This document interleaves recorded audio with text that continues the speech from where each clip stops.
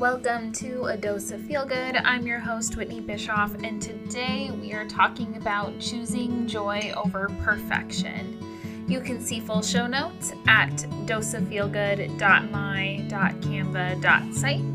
Now let's dive into today's episode.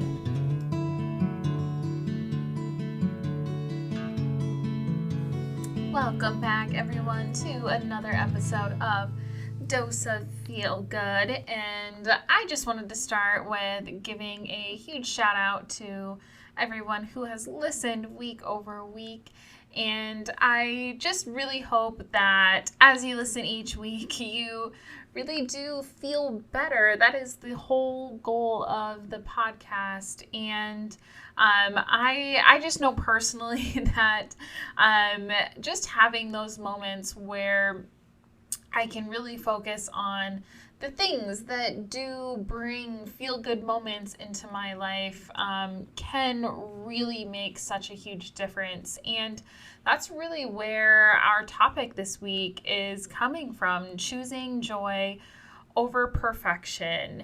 And I think this is such a crucial topic and is really important because I think we all have a vision for ourselves, for our lives, where we're going and what we're aiming for. And this vision can seem really difficult to achieve. And oftentimes it's like, how do we even know that I've made it? And so I think, at least for me, I can get stuck in like just this feeling of I have to have it all right, or this feeling of like, what does perfection look like in those moments? And I don't know about y'all, but I think it's easier to look at from like a physical sense, right?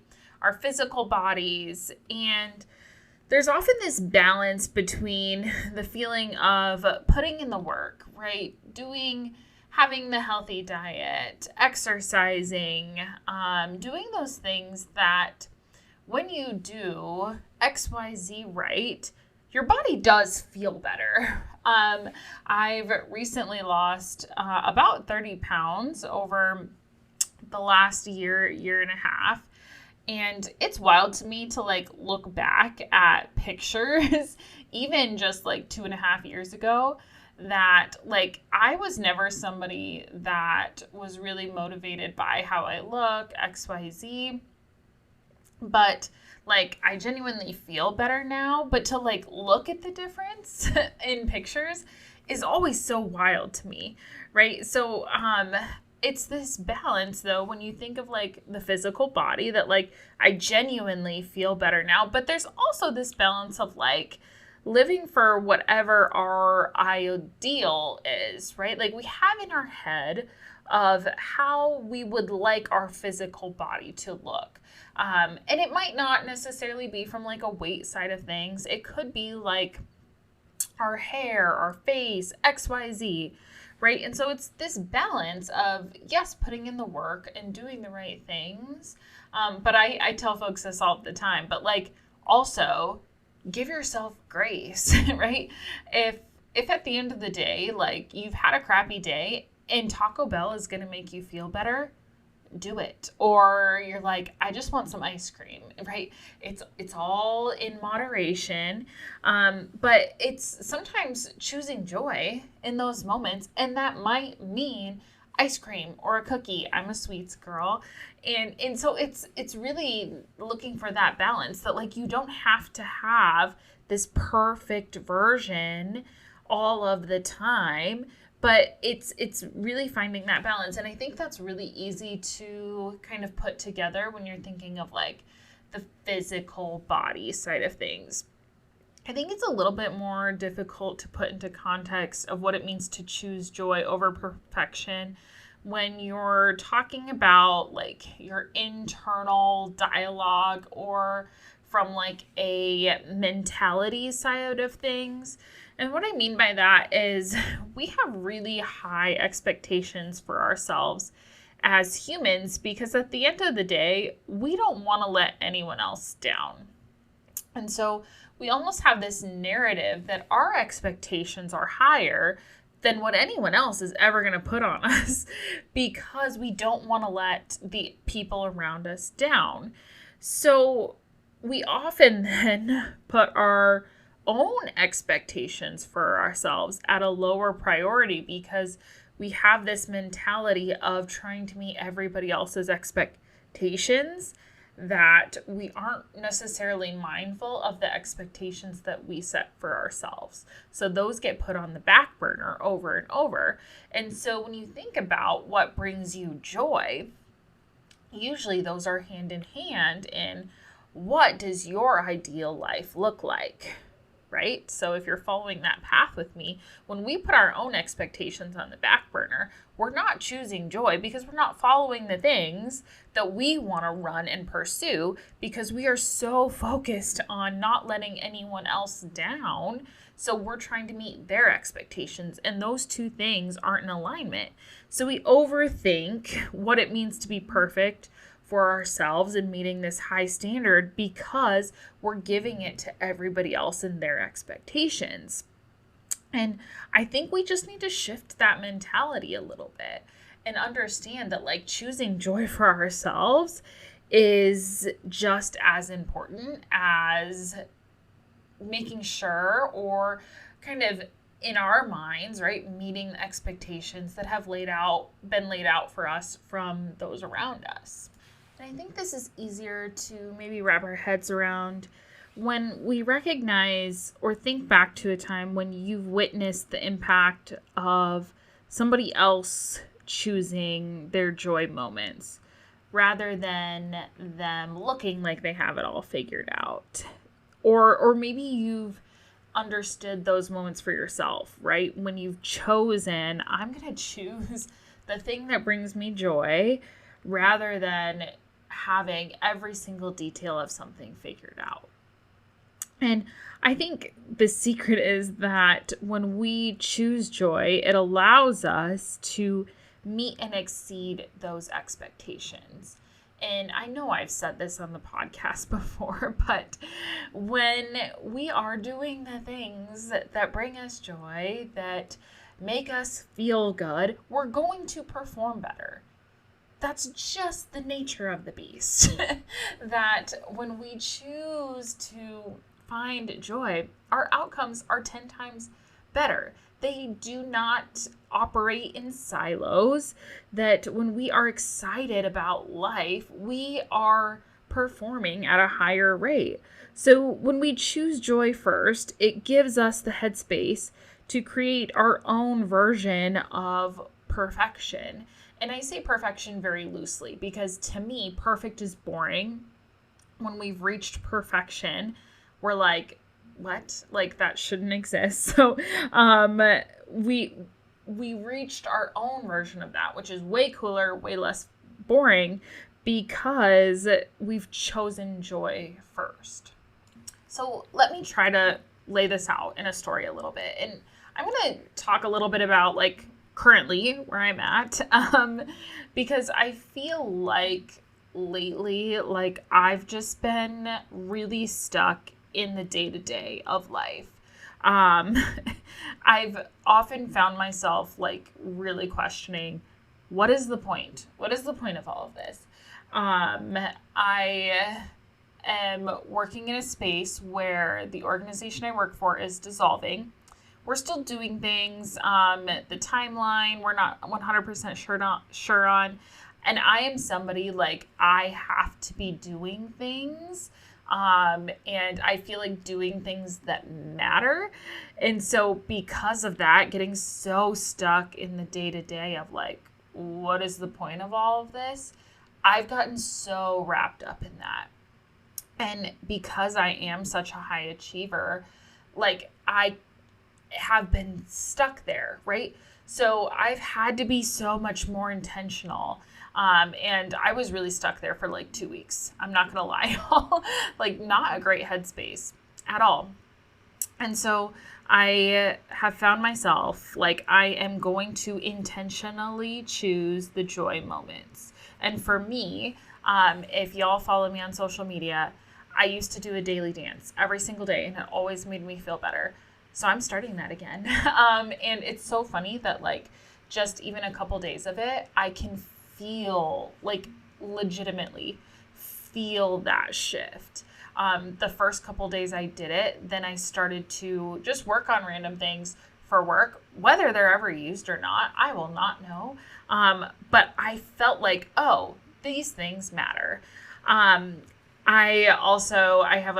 My husband and I put a pool up in our backyard. I love the water, love it so much. And I will sing and dance in my backyard, in my pool. Sorry, neighbors. But those are the joy moment things for me. I've also been a lot more intentional about like connecting with people that like refuel my soul a little bit. Just because I haven't been able to connect with as many people in my daily work, and I know I need that.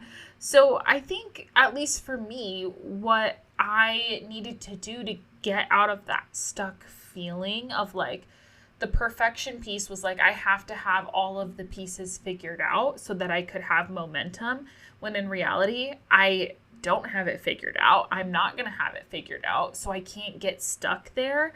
And I just kind of had this realization that like, I have to choose me first, and the rest will fall into place on its own. And it will be its own version of perfection of whatever that will look like. And it will be very awesome, not the boring version, but I have to choose me first by choosing joy in this current season of whatever that looks like.